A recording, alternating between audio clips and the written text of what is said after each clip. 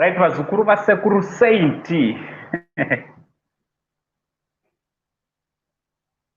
Vazukuru vasekuru Saint. Let's just start sharing our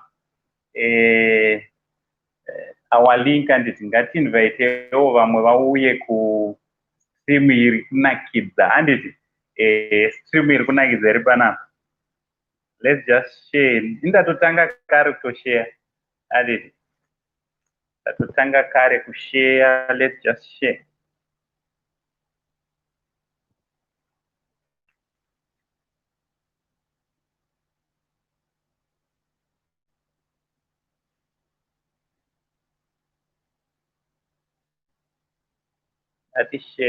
Ngatishare nevamwe.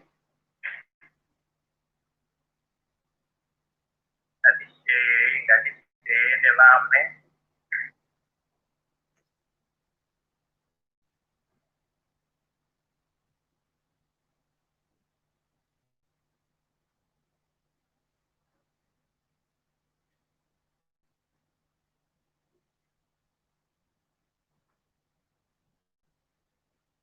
Right. Welcome to the show, vazukuru vasekuru Saint. Ndinokugamuchirai. We are here just for 40 minutes. 40 minutes, handiti. So thanks very much for coming to the show, handiti. Ndinokutendai. Can you please confirm kana muri kundinzwa? Just confirm kana muri kundinzwa. Just confirm kana muri kundinzwa. Handiti. Kana muri kundinzwa, can you just confirm? Thank you very much nekushare. Thank you very much mzukuru wangu Love Motembo for sharing handiti. Thank you very much. Right. Cody atovapo. Tisaende kure. Cody atovapo. Right. Maswera sei regai timbokwazisana. Tinofara waswera sei tino mzukuru wangu. Saiti Innocent. Mary Zurugudidi. Waswera bohere. Thanks very much for coming. Swema Zurugudidi. Melo Craig Marshal. Rajge Gore Usike. Yes. Tete Tendai Krini Sosbu Lionel Zugudi Mzukuru Rajge Gore. Okay. Okay. Nice one. Zurugudidi Mzukuru wangu. Thanks very much for your support. Yes. Aiwa ane moto mchindo wachonaga mzukuru wangu ane fire chairo nditi. Donald Vale Zurugudi Valentine Ivan Rutendo Patience. Yes, omi mwana mkwasha Zurugudidi chizukuru changu. Veronica Urisei Valentine. Okay. Tinashe Msariri. Hello. Waswera boyere mzukuru wangu.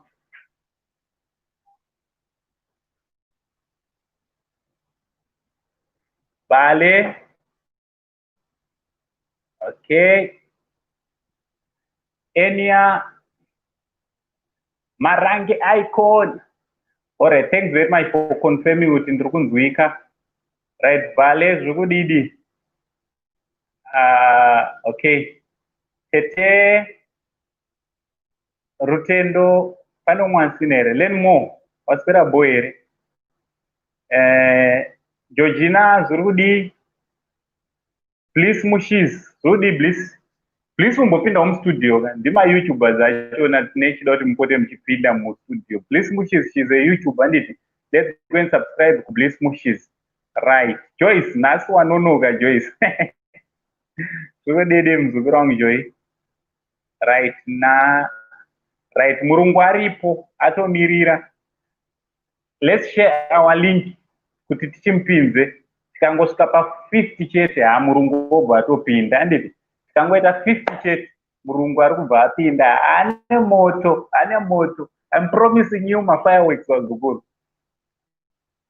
Munashe Shumi waswera boere. Evans uri kudidi ngatingopindai pa50 vazukuru. 50 chete. Namba yakutodona. Chii chakuitika? Fogomen zviri kudidi. Pane muzukuru wangu, pane uyo wani Murungu Akajaidzwa ari panapa. Right. Please, Junior Ezekiel, your boy beats. Ndeipi Samakoko. Right hand man wasekuru. Mukangonzwa kuti ndafa chete munhu anenge andiuraya ndiyo boy. Ndatotaura semunhu mukuru. Azvizi, ndiye munhu anenge andiuraya. Otherwise handise zvekumhanya.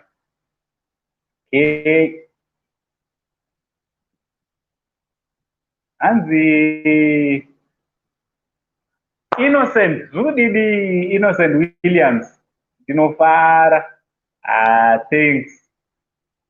Okay. Pane umwe asina kukwazisa. Pane umwe here umwe. Yes. Cody is advising us with let's spread the word. Vamwe vauya nditi. Because I'm about to invite Cody mu studio. Tatenda Zudi. Learn more.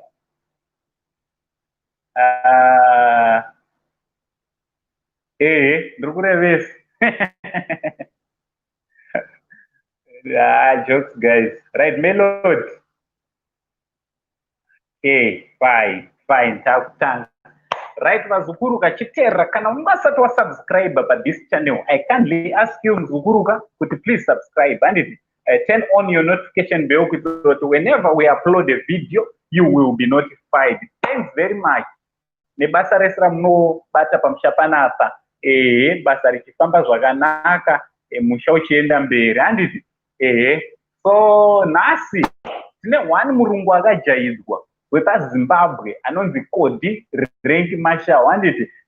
Cody Rank Marshal muzukuru wangu. Handiti? Ende panapa ndepake, panapa channel panapa mumwe wevanhu vanotofollowa channel inoyi. Nekuti muzukuru wasekuru sei. Handiti? So mafans Cody this time singade kupedza nguva. Masvika 50. Thanks very much nekuteerera sekuru. Namba yatakamirira yasvika. Ngairambe ichienda musoro. Toda kuti timbonogarawo pa 100 and something nhasi. So let's continue sharing. Kana uchida kushare, just go pakanzi sharing. Pasi pe unombocancela ubva waenda pakati sharing. And then ubva watokanda maoko. Ubva wati share. Kana uchida kushare WhatsApp inobva yatobuda. Wotoenda kuWhatsApp unobaya magroup aruda kushare. Ubva zvatoita. Kana uchida kuenda kuFacebook unongonoklika pakati share auto share link. Right. Cody, are you ready, mzukuru? Kana you are ready, you are welcome. Let me present to you one Murungu Akajaidzwa wa Zimbabwe. One Murungu Akajaidzwa. Yeah, he's a comedian. Tine celebrity na sandi. Tine celebrity. So Cody, you become mzukuru. Welcome to the show. Pamushapa timbotaura uzombotaura na sekuru. Ikole Zimbabwe anko. Mukanzwa umwe munhu anachiti firinye ndini sekuru pa muZimbabwe. Batai munhu wazukuru muye naye padare tozomutonga. Nekuti hakuna umwe sekuru zvakaronze kwangu. Handiti? So Cody asvika vazukuru. Are we ready for Cody? Are we ready? Tingopinda tingoita 60. 2 more. Invite vamwe. Our numbers are going up. Cody muzukuru une ma fans. mafanhu nawo andabvuma namba yekuita kukwira kudai. So are you ready? Kana waready chimudaiwo? Right, waready handiti?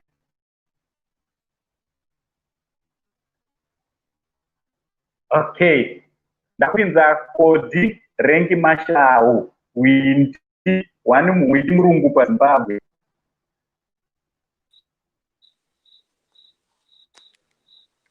Yes, I.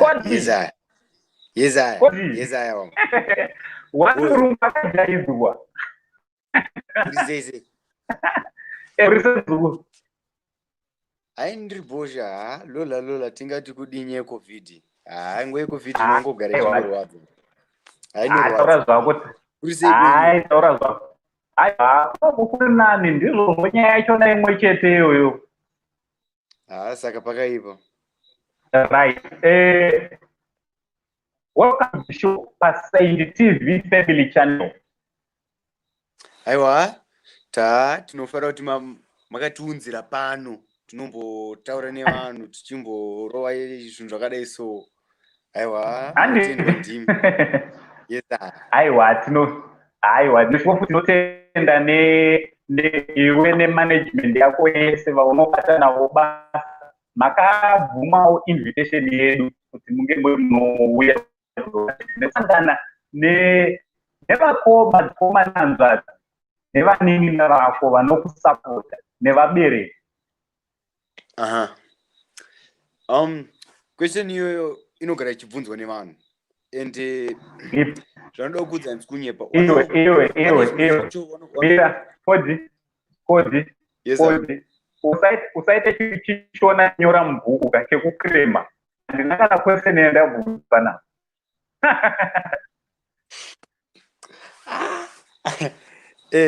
Bvunza. Uri kukwata here? Ndokwata zvinhu zvakadai so here. Handikwati zvakadai so here. Aiwa, ndokuziva. Rega tibve tapinda mumaquestions makuda kuti tipinde. Chimbotiudza nekuudza mafans ako handiti kuti anoti Cody Rank Marshal handiti anombova ani? Right. Cody Rank Marshal inini ndinoitwa Cody Tinga. Ndogara kumazowe kuCryston Bank. And ndine makore 17 years. Sando Cody Rank Marshal. Alright, une makore 17? Ndine 17 years. Alright. Saka uchiri uchikoro here kana uchikoro wakatochaisa? Chikoro ndakasiya gore rino. Kusiya here kana kuti kupedza? Iwe zviri pairya. Uri kushona uri kudziva. Ndakasiya chikoro. Kwete kupedza. Kupedza ndokutopedza form 6 kana kuti form 4. Form 4 handamboipedza. Ndakatongobuda pachikoro ndikati right.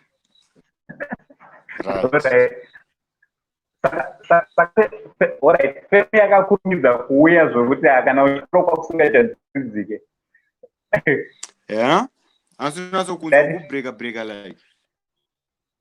Alright, ndati feme yakakurumidza kuuya. Mbiri yakakurumidza kuuya zvokuti kana uchikoro kwanga kwakunetsa. But zvaitika ndichoti panangotanga kuita zveku-MC nditi nezvemakomedi. Vanhu vaindidedzwa kumashows, kuma-interview kuadvertise zvinhu zvavo. Saka madays pawaindedza dzimwe nguva maweekend, dzimwe nguva maweekdays. Saka inini ndaigara ndiri kuboarding. Saka kuti ndiwe saka ndibve kuchikoro hazvandisingaite. Ndaitoita loss pamari. And vanhu vaigara vachindiudza kuti talent yaunayo haufaniri kuiwasta. And nevanhu uri kudiwa nevanhu vakawanda, so usawaste talent yako izvine zvawakatopiwa. It's best to go forward nayo. Saka ndo masiriro andakaita chikoro. Alright, so wakachisiya uri paform 1? Ndakachisiya ndiri paform 4. Ndaifanira kutonyora izvezvi pandakasiya. Kunyora ndokunyora next year. Alright, definitely kunyora uchatonyora kwepapa zvangozokanganisa tingatoti vanhu vazhinji vakatosiya nezvakazoitika, so definitely unotonyora next. Okay, so ndiri papo Cody akaore Cody kana kuti ane girlfriend. Right, inini handina musikana pane zviro, but ndanotombori nayo, but pane magepa akazoitika nevanhu vekugraft, sando kusiya kwandakazoita bhebhirire. Alright, aiwa zvatichaita tichazo yebhebhi iyoyo ka tichazokuinvita futi papati 2 paepisode 2 ka tizobva tambopinda dhipi idzodzo. Aiwa, it's okay, ndotaura naye ndombomuudza kuti ndozvikuda kuitwa nauncle Send, tombotipirana tombotanga kunyepera kuti tikadeedzwa totanga kumunyepera zvakati. Ya taura zvako. Saka trip apo ka anonzi Cody akazvarwa kupi? Cody chichaitika futi muzoko? What's happening? All right, network. Network hairi kubreka. All right, I'm glad wadzoka. Wakazvarwa kupi muzoko? Ndakazvarwa muno muZimbabwe. All right. Kumazowe ikoko? Hamtown, handitomboziva kwandakazvarwa kana chipatara yacho handitombozive. Chitori kana chichianza. Zvimwe zvacho ndisina basa nazvo. Hauna uzombozvitsvaga izvo. As long wewe wazvarwa ndochanga chakakosha. Kuti ndangopinda munyika unge mwetreni, saka ndopandazongopindawo. All right. Saka chimbondiudza, tell me a little bit about your family, kuti Cody makazvarwa muri vangani and your parents also, and it. Pasina baba namai, tiri 3. Kuti inini, mukoma wangu, nanzvadzi yangu, sister wangu, tinozoti baba namai. Okay. All right. And family yako vakazvigamuchira sei pawakatanga kuita fame, pawakatanga kuita mbiri yawave nayo nhasi? Good question. Pekutanga nditi pandakareleasa first video yangu pana ndiri kuseri kwekombi, parangobatwawo nevanhu vachiona maviews achikwira, vanhu vese vaindoti saka wato celeb, but nguva iyoyo vanhu vetongoti patinga family hatina mbozviona kunge ndaceleb, because it's just ndangofunga it's just one off thing kunongoitwa ipapo zvabva zvatovharana. Then pane vanhu vakazondibata zvikanzi wadi kunongoramba uchizviita, because talent yaunayo inogona kusvitsa kure and unoita mari nazvo, because it's rare kuona murungu anogona kutaura shona kunge nini.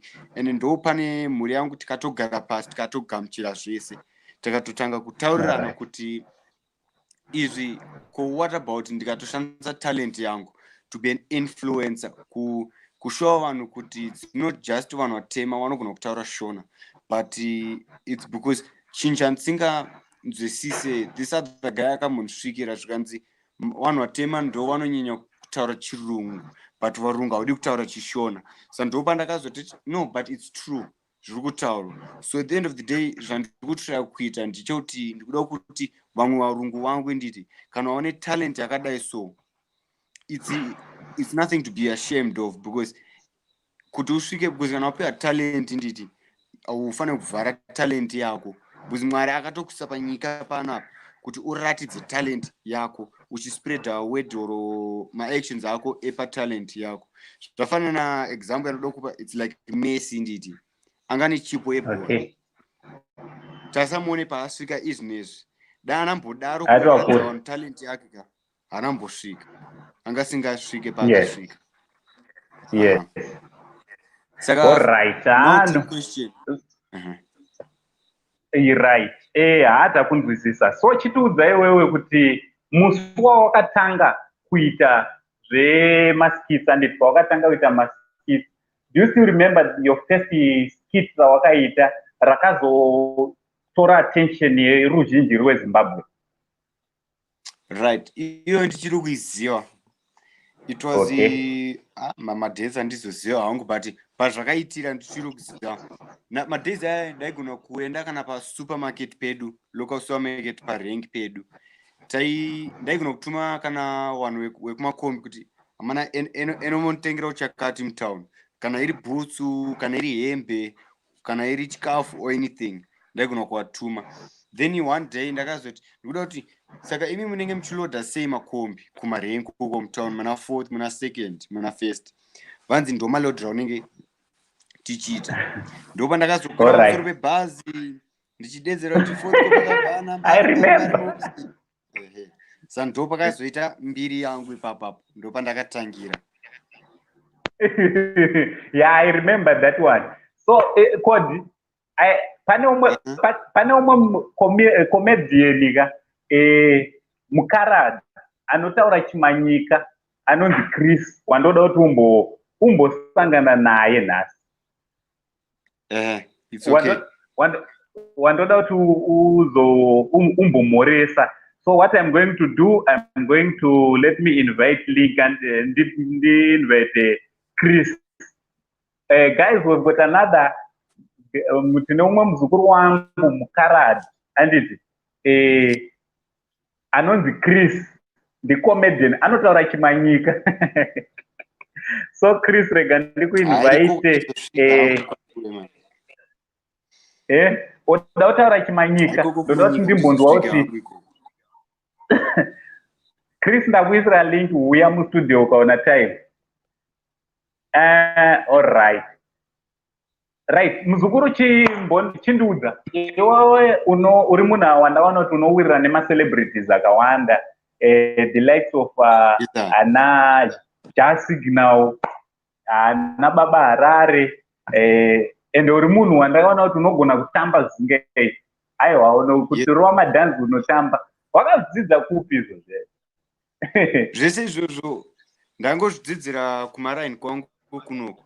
Fanika kana pakaitika nhamo ndopananya kudi kutambwa Chit nditi. Mbuzi kunhamo ndo masongs atinoimba kuJit muno muZimbabwe.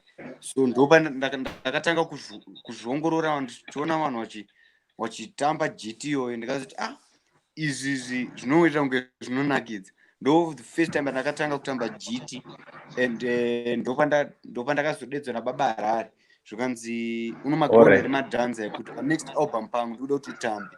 Sabva ipapo ndichingopractice ndichingotamba Chit chete. Saka ndomadzidzo randakaita Chit nematambiro andoita yaya. All right.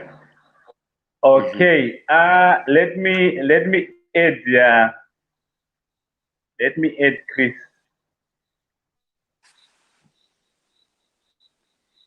Meno chicha itik. Okay. Chris, can you try again? Andit? Can you try again? So vazukuru nhasi tina Cody rank Marshal. Andit? One Murungu Akajaidzwa. Ndewe wamuri kuona ari muno mustudio nhasi. Andit? One Murungu Akajaidzwa is a comedian. Let's follow him pa Instagram. Andit? Pa Facebook uriko futa andit? Ane YouTube channel futa. So ndichakuudzai zvese kuti munomubata sei anditi. So Cody, ndoda kuzotigadzirira kumbotitira freelance yako saentertainer. Vanhu vanofanira kutoti nhasi pa live show vange vari vanotomboentertainiwa anditi. Mira nombogaya mbuzi zvimwe zvakadai sezvinombotinetsei. Take your time. Ndoda kuti uzozviita pekupedzisira. Ndozvo zvauchazoita pekupedzisira izvozvo. So chimbondiudzai wewe, ndiani waungati uyu ndiye munhu akakuinspire muZimbabwe, akakuinspire kuti utange kuita zvemaskits?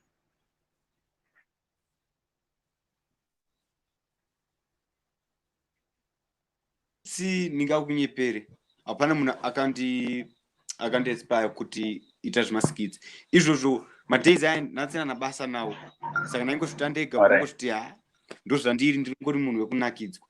But comedian wandinoda overall, not just in Zimbabwe, ndoda Kevin Hart. Ndo munhu akande kupusha like zvinhu like kuita ma-comedy, ma-stand up, and stuff. All right, Kevin Hart. All right, so but tikakutiwo chisharudzawo one comedian waunganzi muZimbabwe you wish to kuita collabo na comedian uyu muZimbabwe, ungati ndeupi? Apa ndogona kuti Anana Jedza.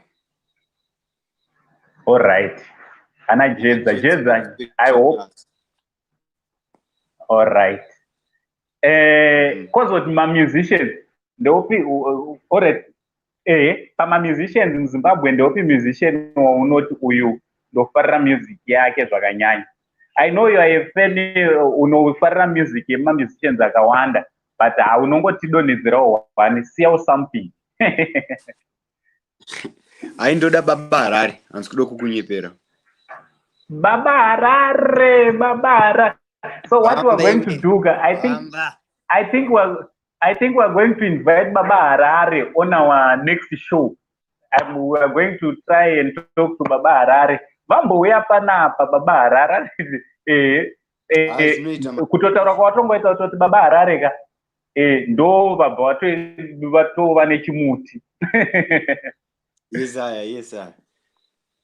Yeah. Chokwadi. Ameno futi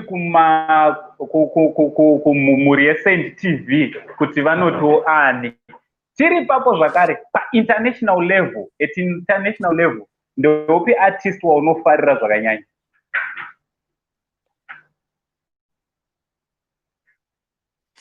Ndoterera vanhu vese, handina wandinoti uyu ndi wangu, because ini ndakakurira ndichiteerera zimdanso neJit.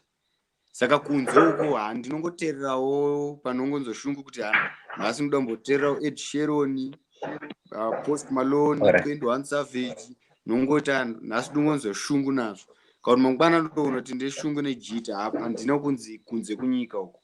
Handina wandinoti uyu ndi wangu. Hauna waunonyanyopa. All right. Tiri kukubata. Yatimbotaura chirungu muzukuru. I think a lot of your friends vasati vakambokunzwa uchitaura chirungu vada kunzwa kuti chirungu chinobuda here papa. Most of them even vari kutoshaya kutoti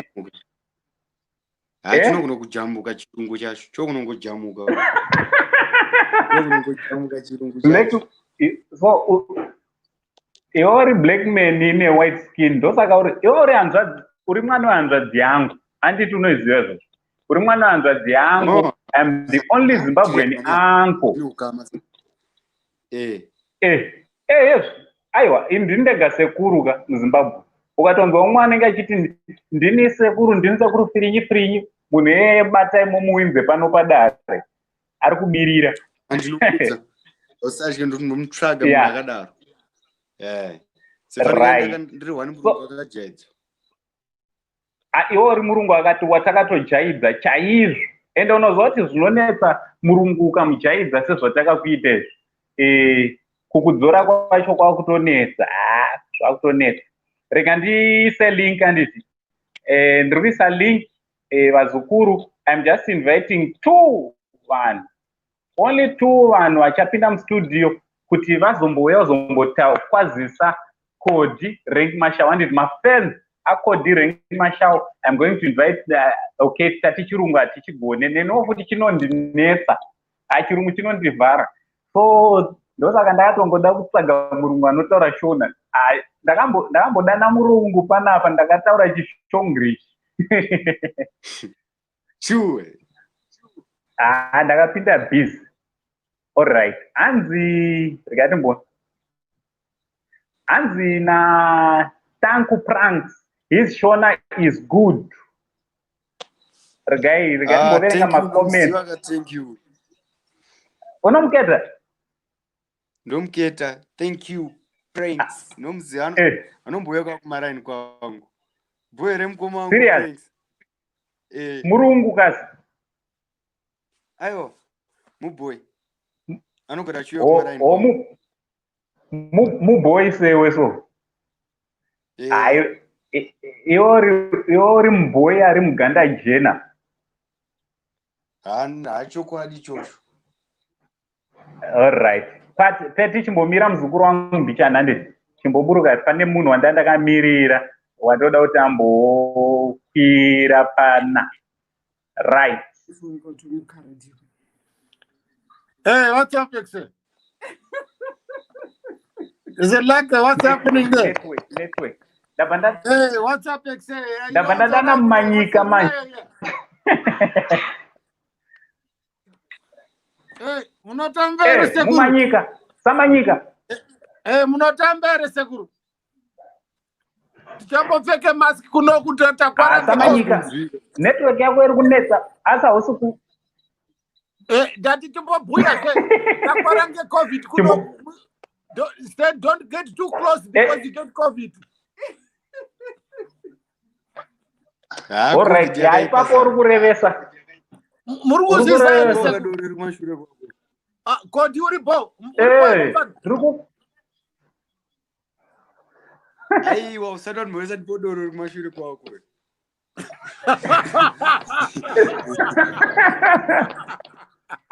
Hey, big up the man say.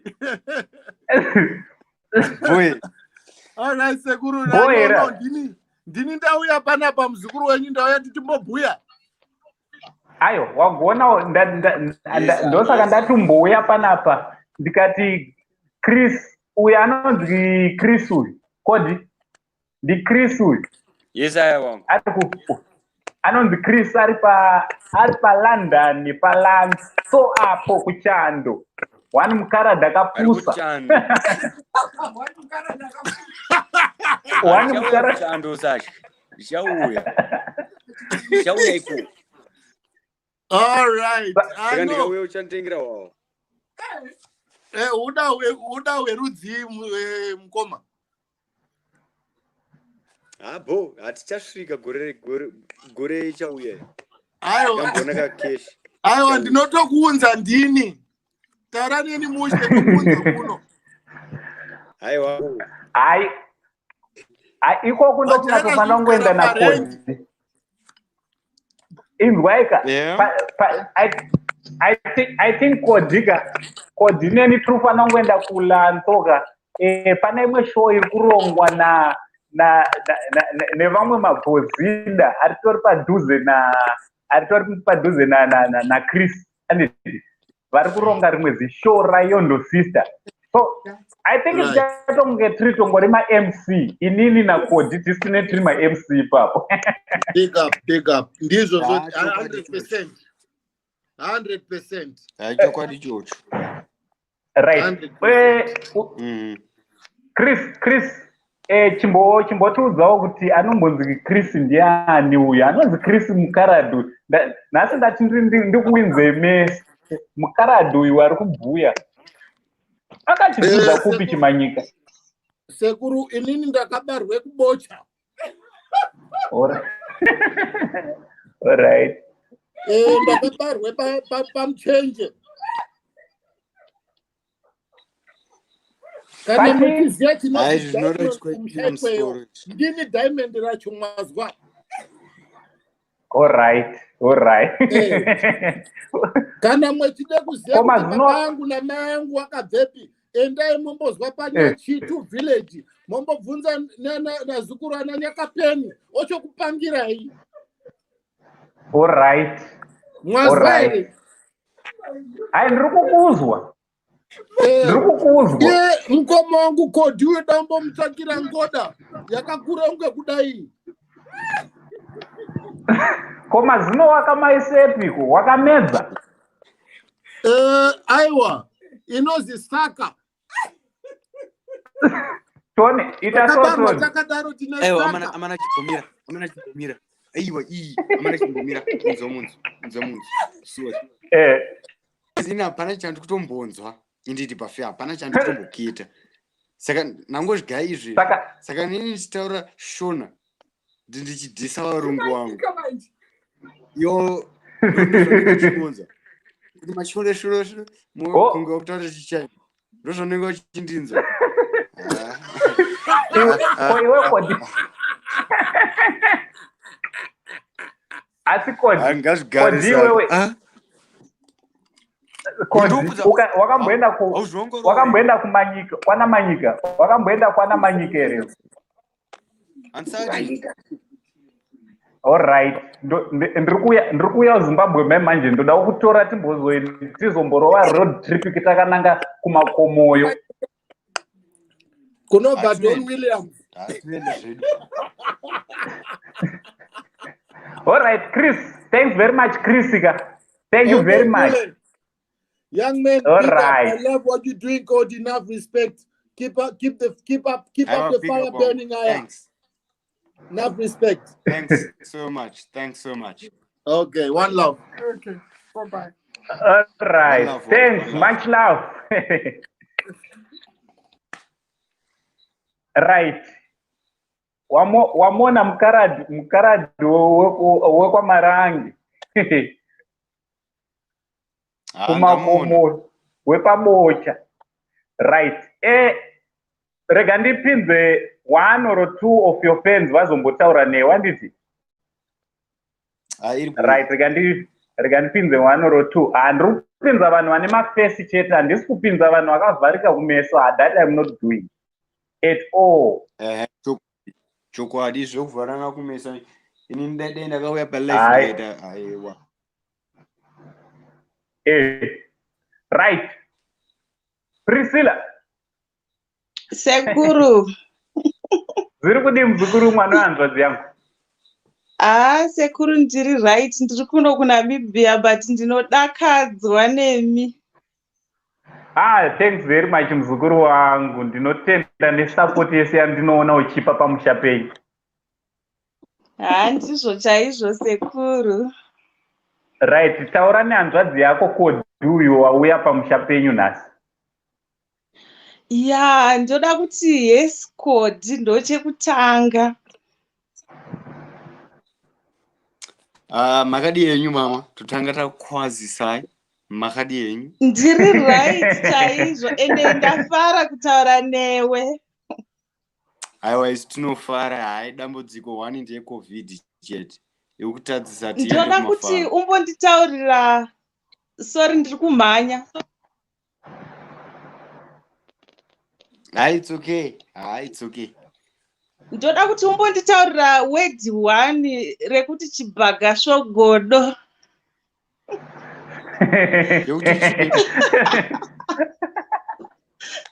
Airi ukarigona iri. Nokuti unozviita mushona. Hanzi iti chibhaga svogodo. Chibhaga svogodo. Ndasvika palevel iyoyi. Nsati akagedza kusvika kwesikoko. Why? Traya. Tichiri kudzidzira tichienda. Chimbotraya, unozviita mushona kaiwe.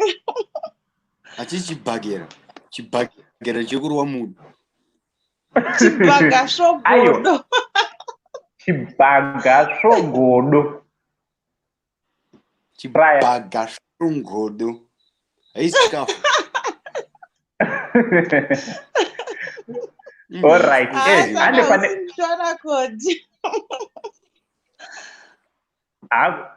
Ande pa next mubvunzo. Hanzi mazino izvo.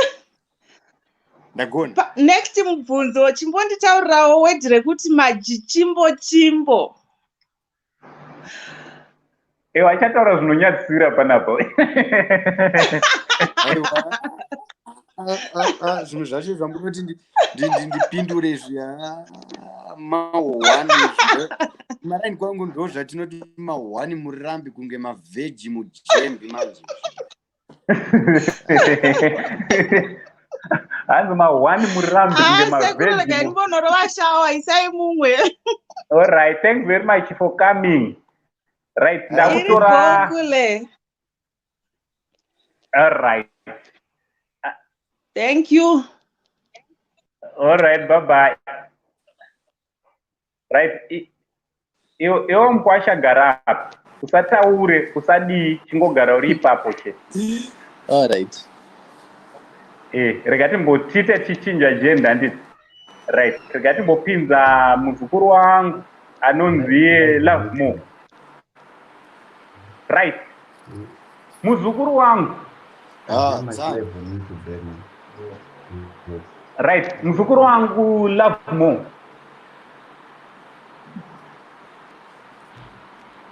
Love More wapinda pa live. Hello. Right. Your boy Beats. Yes, your uncle. Taura name Zugu Didi. Bo, Mr. Rank Marshal Murungu. ndiri bobosha mene Bo, ko juice yanzi kuri kutonhora.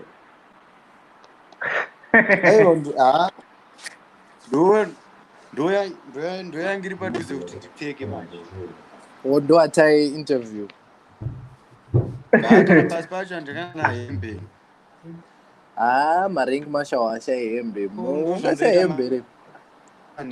neru manje Alright, mune mangogadzirira kuda kubva mangopinda. neru Mune mangogadzirira kuda kubva mangojambira pamubhedha ka.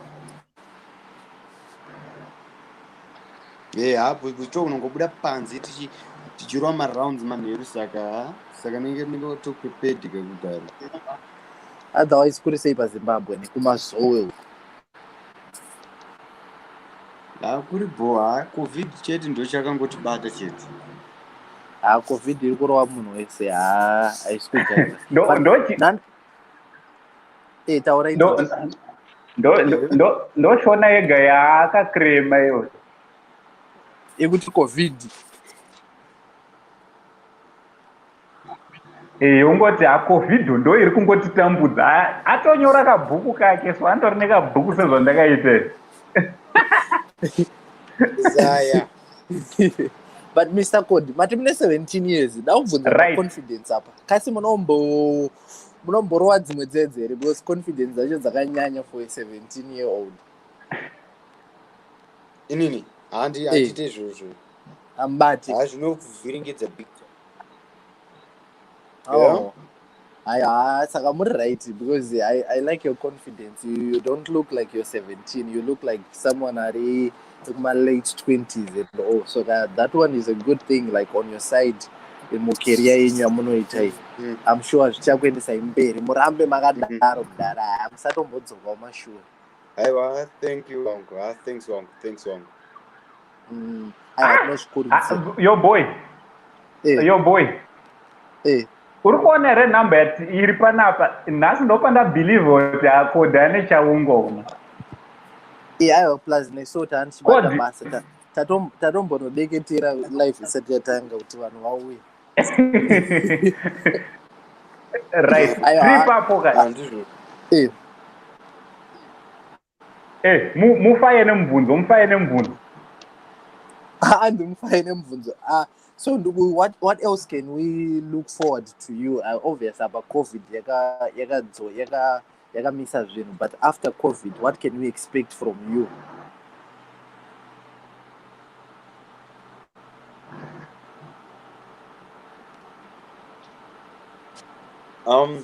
Saka after COVID toti inonzi ansandandani zita but show you it is going to be ndine ma-celebrate nditi. Okay. Basically ma-celeb anouya achindi tichita comedy treatise. Like don't know if you know Baba akaita in the latest one. That was the first episode. That was the first one. So then maybe next time it can be just Signal, Enzo, Winky D, Jab, Pre, watch what's good. But those and fungidzira. And this year, muna 15 November, hopefully zvinzvikabudirira ndo release my first song. Saka pane ma difficult. Munoimba futi kudaro. Ndakada kutotanga kutoimba. Kwete kunzi ndoimba saka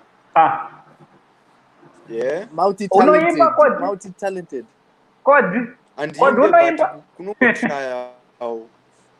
Alright, saka takangofanana.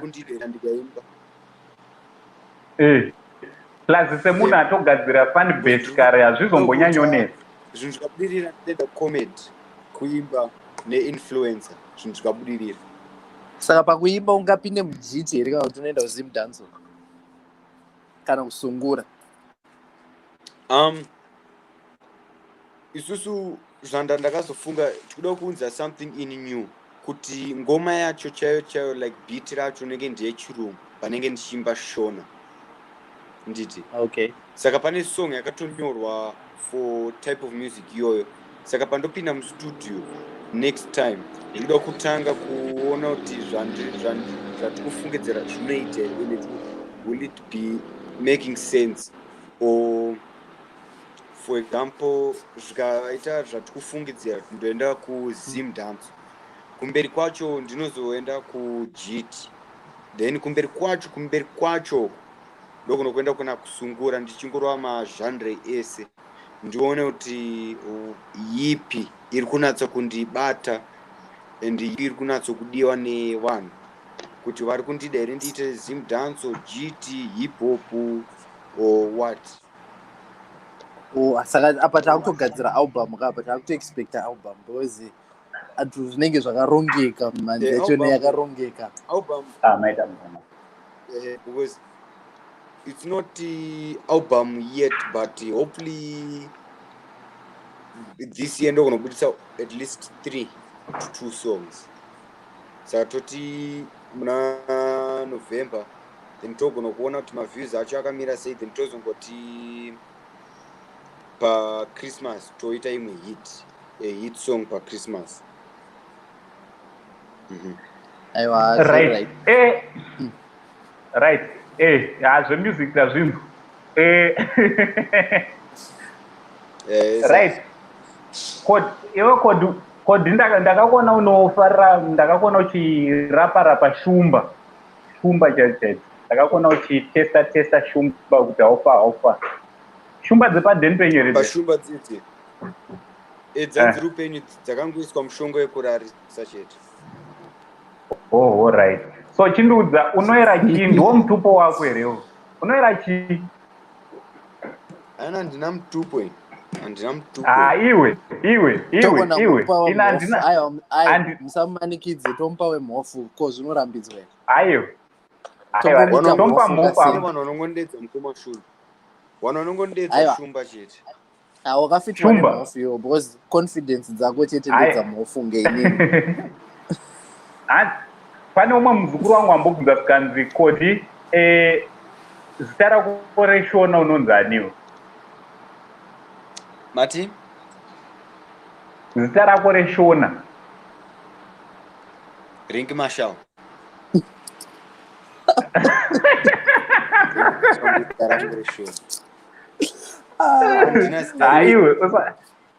Iwe muzukuru. Ring Marshal. Right, kubva panapa. Saka ukuti windi ndokutotaura chaiko windi ndorangireshona. Right. Kubva nhasi ndoda kuti ndikutumidze zita. Nhasi ndoda kupa zita rechishona. Yoshona name. Ndisira pa app. Ndisakupire panapa. Aiwa, ndoda kuzokupira panapa kuitira kuti vanhu vabve variziva. So guys, I'm going to give Cody zita reshona. Right, ndiri kuisa link handiti. Ndiri kuda kutora, alright, aripo. Wamirira wena, waita patience. Right. Kunge uzoko. Yes, Pat. Petty. Hello. Hello, muri sei kuri? Ndiri bozvo. Muri sei kuri? Ndiri right. Sangana na Cody. Ndamirira kule kwandiri kwacho ka. Muri sei? Cody. Shebu zviri sei? Handizvo tingati kudii. Andaimbokuona kuita patience kuti ndione Murungu Akajaidzwa kule nekuti ndiri kuDubai ndatotirega ndomirira. KuDubai kwesoko. vanhu vanofamba ndofuti kune yeye ari panext pako apo muzukuru wangu. Saka Dubai atitsika hanhasi tinodya. Munoshandisa mari inonzi chii? Ndo ma-US. Muchatotitumirawo ma-US nemukuru. US yedu kutoisa paWestern Union. No, right. Taura naye Murungu Akajaidzwa. Mufaye nemubvunzo. Murungu Akajaidzwa chimbo nditaurirawo shoko rekuti muchongoyo. Uri kubreka mwe wangu. Hello? Ndati uri kubreka andikunatsokunzwa. Ndati sinziwo chizviti uri mushona imbotaura shoko rekuti muchongoyo.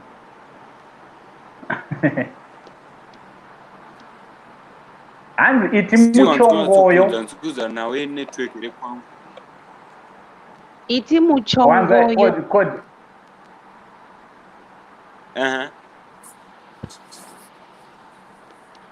Ndakateerera. Hanzi iti muchongoyo. Uri kuzviti uri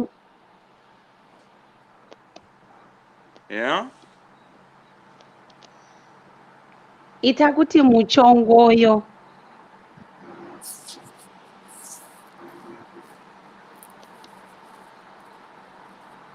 Andikunatsokunzwa. All right. Network. Ndofunga network yangu iri kunetsa. Rega ndimbotry futi kule. All right. Try again, Nandit. Right, hanzi naZim Reality ITV. Hanzi ndimhoresere rank Marshal uyo. Wangwere hanzi mhoro na DJ Sparks vari pana. Right. Andunomuzva anonzi DJ Sparks. Ndakangonzwa nezvake. Saka all right. Saka waingoziva. Saka unongondiudza kuti waingoziva sekuru sei chete. Waingoziva sekuru chete. Sekuru vakakosha kumana. Anonzi Sparks anomirira paunozoita tunyaya twako paipo anobva atutora obva anyasonokuti bhuka paYouTube channel yake. Anenge akatokumirira. Uchamuziva. Uchamuziva. Ukangonsendera kana malink ake uchazomuziva. But Cody, before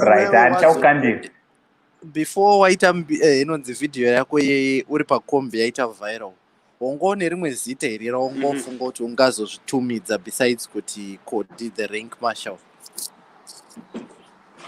Before ndaitwa rank Marshal. Pane rimwe zita iri rawaifunga kuti Cody chete? Naingonzi Cody. Pafutura pafena nanandisingafungidzire kuti ndichasvika pakudai so. Muza kuti kunongomuka one day video yangu yaita mbiri, vanhu vari kuda mamwe. Ndokutanga ndakati vanhu vari kunongoti mamwe hazvina kana basa. Ndobva ndakazoona kuti vanhu vari kuti iwe ukaramba uchipusha zvinoita po. Ndakazongoita zvangu. Wakangoita mbiri unge John Voligate and zvinotokudza. So how are you keeping up with the fame? Uri kuitora sei? Zviri kupindawo mubrain mako steregere kuti hai ndatocelebrity kuti you're just taking it as you're still a normal person. Fame iri sei muri kuihandla sei? Pekutanga like vanhu ndainya kutandara navo inditi vari kuti mazuva ano wakuvhaira because nekuti celebrity. But you know the thing is it's like and this kuvhaira because you are now wanting to keep up. Hausuda kudropa mafans ako, hausuda kudropa zvinhu zvako. Saka maybe nenge uri kustudio, maybe nenge uri kumarehearsals, maybe uri kumameeting, ma-interview, toti machifoot, ma-video shoot and stuff like that. Saka you let's say friend rako fanika like let's have this as an example. Mwana ndiri pa Uncle Stan TV nditi Saka let's say pane friend wangu anzi ngatite saka waya unodaira message yangu na 8 o'clock. Kuti kana ndiri pa interview, wakuvhaira. Those that know is ndo zvangoitikawo kuvhaira anzi kuvhaira. But to answer your question, I'm still the same guy. Mwana nongo ndozvandiri. Dzimwe nguva kunokubatikana kuti nditori celeb kenyu. Mamwe madays acho nokunokuva busy.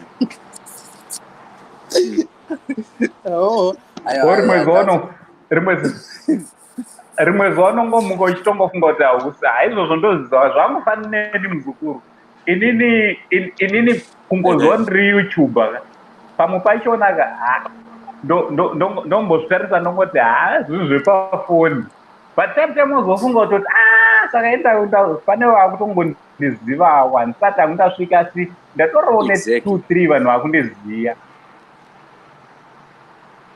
kuzvinzwisisa manje baba.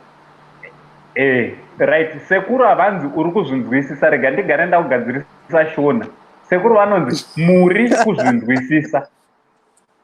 Sekuru handizvi wanzwa here? Wanzwa here muzukuru? Dzikuclaima respect apa nejuzi renyu rinenge vanhu vamujera ava mabhanditi. Apa nakunyarara zvangu handina chekupindura zvangu apa. Right, ndinoda kuona mafesi evanhu. Mafaces, ngatisavige mafesi anditi. Right. Right, your boy Chimboburuka. Alright, Chimboburuka wozodzoka ndoda kuti wozopedzisa show. Ndindopedzisa. Aiwa pana chaka. Kawan. Buruka. Your boy, get out, your boy. Okay, right. Love mzukuru wangu. Welcome to the show. Hello. Network yako yakurambira wena. Network. Right, rega ndikwidze umwe. Right. Chimoko.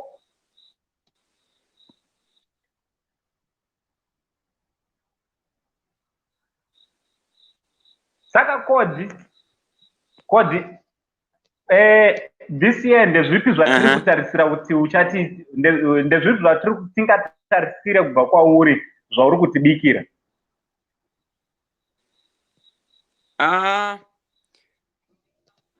Ipapo ndikuda kuapa game yangu.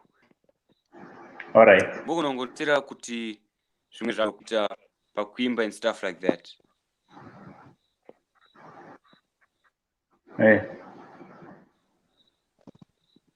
Alright, pakuimba.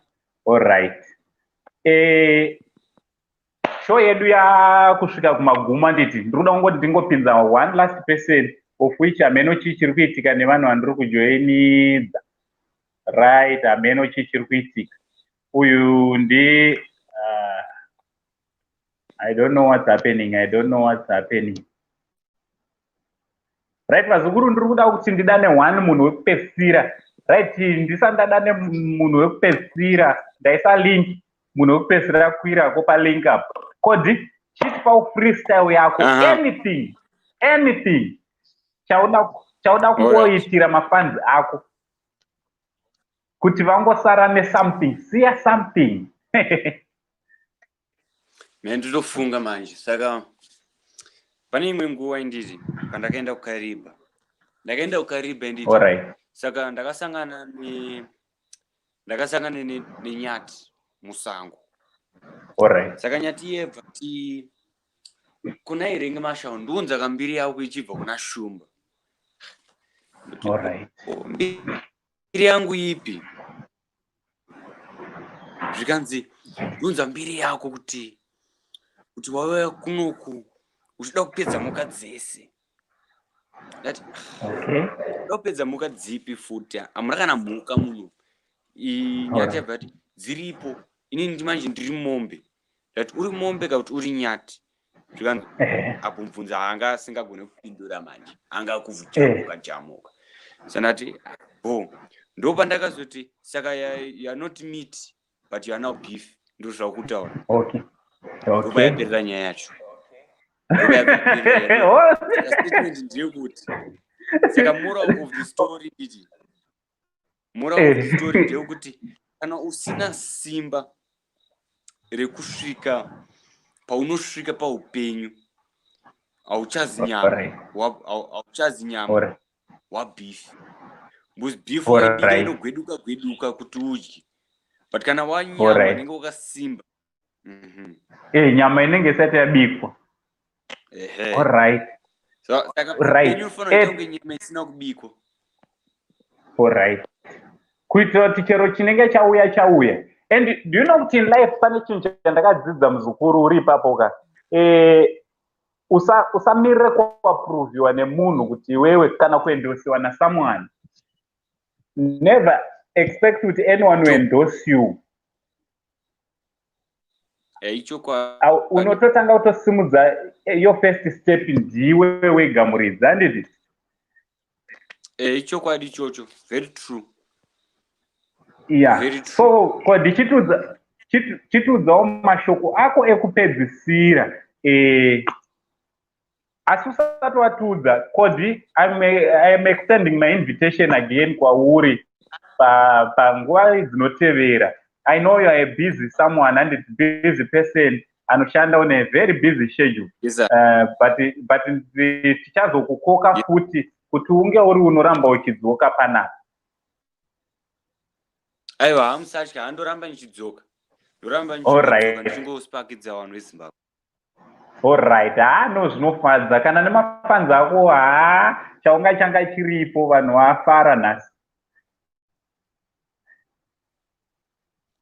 Yeah, ndakatozviona kuti vanhu vakatozongouya.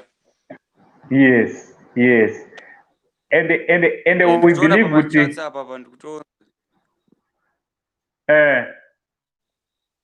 hanzi chimboitai amboimba muzukuru.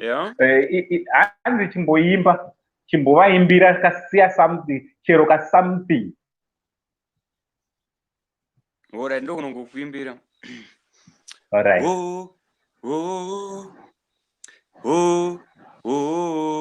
Dzigama tivake imba zvaindinetsa zvose zvichapedzwa newe uridzime mpedza nyota dzigama tivake imba kunge shumba ndinodhrowa ndowayeredza sehowa dzigama tivake imba handazokuimbirai zvangu.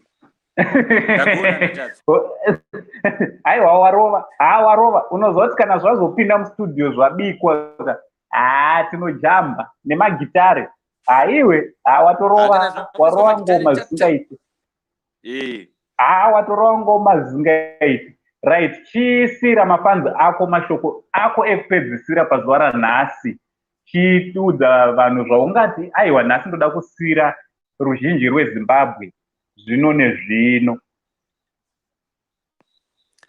Toda ngokudza kuti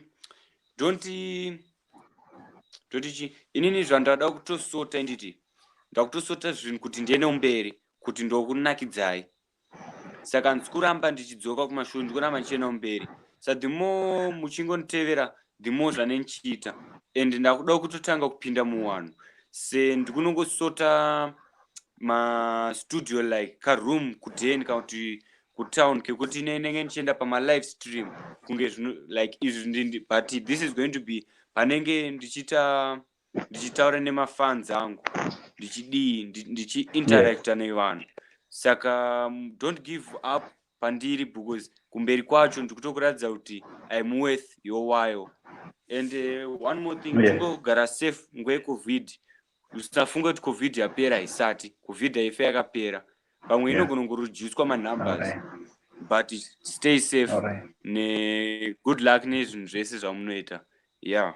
Ndo zvanichidokuudza.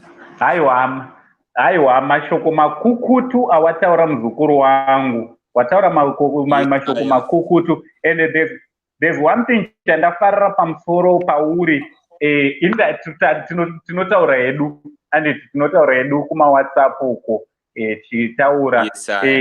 One thing chandakafarira pauri chakaita kuti ndizova one of your fans inyaya yekuti une respect. Respect chete, you are respectful. Aiwa, tinotenda vakuru. Tinotenda. And keep it up. Keep it up, mzukuru wangu. All right. So thanks very much. Kana chituudza kuti kune vanoda kukufollowa Instagram yako, Facebook ne YouTube channel yako mazita azvona. Right. Mazita pane YouTube, Instagram, WhatsApp, noda kuti WhatsApp, Instagram, YouTube, Facebook, Twitter. Tichadzokera kuchikoro chete ninewe. Wazvona kuti all right. Saka pa Instagram unoshandisa zita rekuti chi? Ndo zvandada kutaura kuti Instagram, YouTube, Facebook ne Twitter. My handles angu ndeyekuti Cody Rank Marshal official. Pane zvese hapana zvachinjwa. Okay. All right. Ndiani. Your boy aripiko. Your boy nditoro. Okay. Rege ndipinzi. Ko yanonzi your boy ndiye ndingika. Ndiye right hand man. Just a minute. Yeah.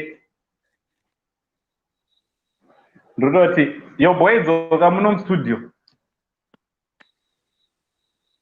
Anzkunza ukubreak. Thanks very much. Wagona mzuku. Yakubreaka. Wakundinzwa? Wakundinzwa? All right. So guys, let's follow Cody Rank Marshal and Instagram. Let's follow him on Instagram kwake and tinomfollowa. Tibeta nomfollowa futhi pa YouTube channel yake Cody Rank Marshal pa YouTube and also ku Facebook. And let's support this young man, and it is only 17 years, but already he's an influencer. He's impacting very positive ku Zimbabweans, and despite the fact that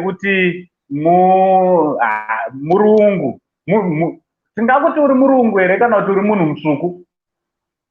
Murungu dunu. Aiwa, uri munhu mutsvuku iwo. Ndiri murungu. Uri munhu mutsvuku, right?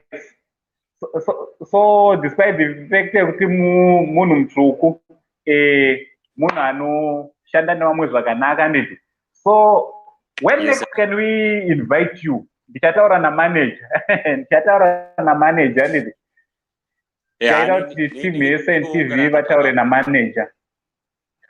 Nenge tichingongorana pa app. All right. Thanks very much mzukuru. Okay. Regatinzwe your boy beat.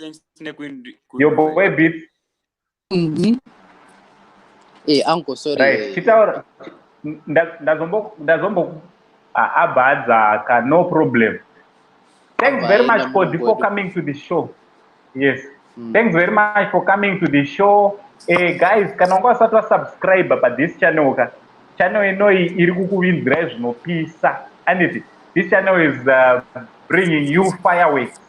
Tinavo vakasiyana siyana. I was just talking to Apostle Mchenje, and Apostle Mchenje is going to come. Apostle Mchenje mumzive. One comedian, iye ndoda tomboshanda naye, unomzere yo boy beats, anobudia kira achitaura kuti zoni imimi vanhu vechechi kachechi ndakaitanga na mukoma wangu. Saka zvevanhu vanenge vachida hanzi mune muchida kuti tisajike mari, and he will be very serious. You know, ndo zvinhu zvatiri kuda kuti talent, and let's discover young talent. Support young talent. Vechidiki vange vari vanoendawo mberi nezvavanogona. Handiti? Let's support vechidiki vazukuru. So ndo zvatiri kukuinzirai paSaint TV.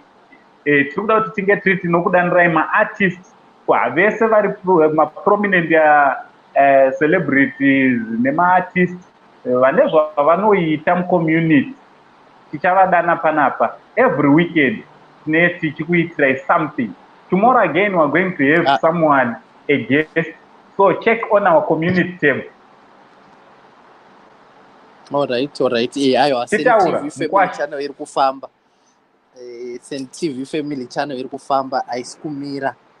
Tungozviona first interview anti yatati taita.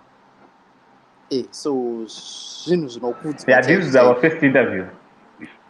So zvinhu zvinokudzwa. It's a step in the right direction, so keep on supporting. I'm glad number yawedzera kubva pamati atungoda 50 but yatozotimes by 3 tanta ku 150. Yes. So keep that power coming. Thank you very much everyone, and remember this is not Uncle Saint's channel or my channel or your channel, it's all our channel and it. So let's feel free to give the suggestions on what you want this channel kuti inge ichiita and it chiunza vanhu vakajaidzwa ngana Cody vakudai so vese vanouya newo unokwanisa kungomuka wapanapa mangwana. It's just time chete saka zvinhu zvinokudzwa chaizvo.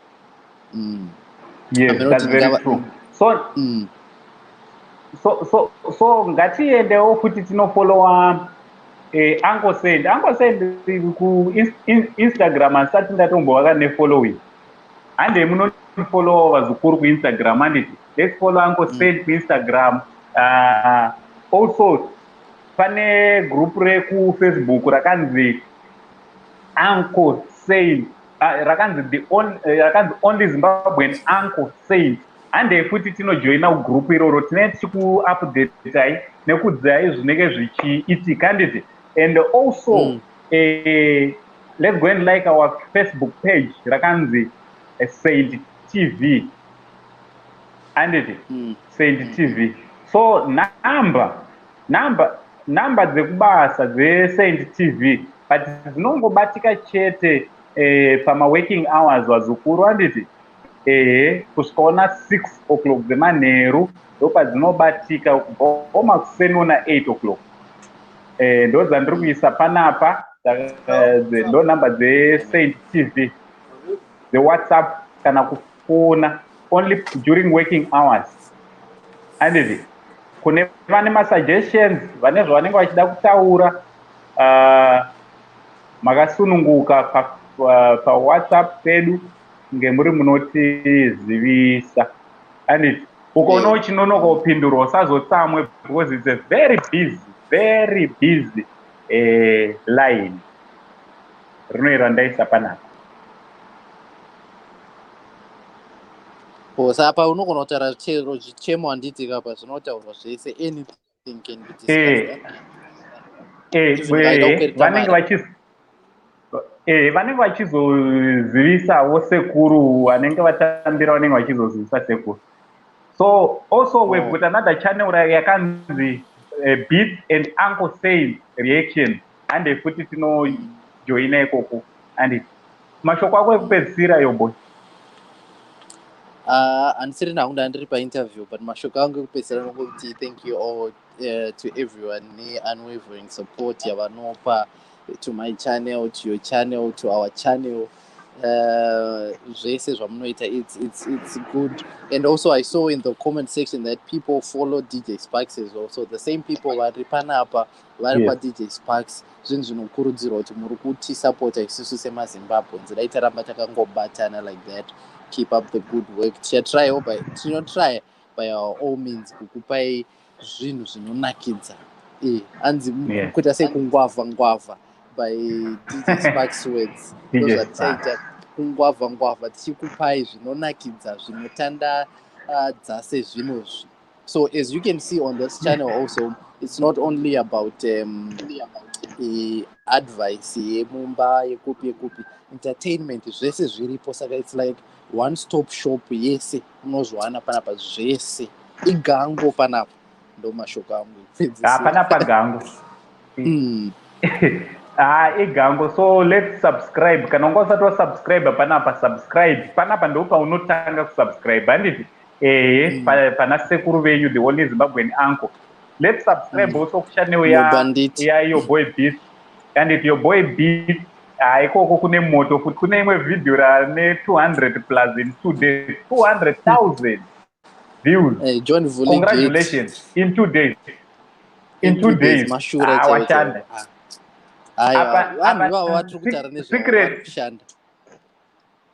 Secret futi yandoda kutotaura ndeyekutoti ndini ndakamudzira pavidhiyo ndini ndaka aiwa ndizvozvo ndezvekubatsirana zvese. Hapana kubatsirana apa, ndini content creator ipapo. Saka imokuti kuita plagiarism, copy and paste and but anyway ndizvozvo ndizvozvo chaizvo. So let's subscribe to your boy Beats. Let's subscribe panapa. Ndine munhu wandangokuti angoti babai pari angowavha panapa. Ndiye wangu Murungu. Mukufunga munega Murungu wenyu. Hi. Joshua, can you just say hi to these people? Hi. Oh, Joshua. Hello, Joshua.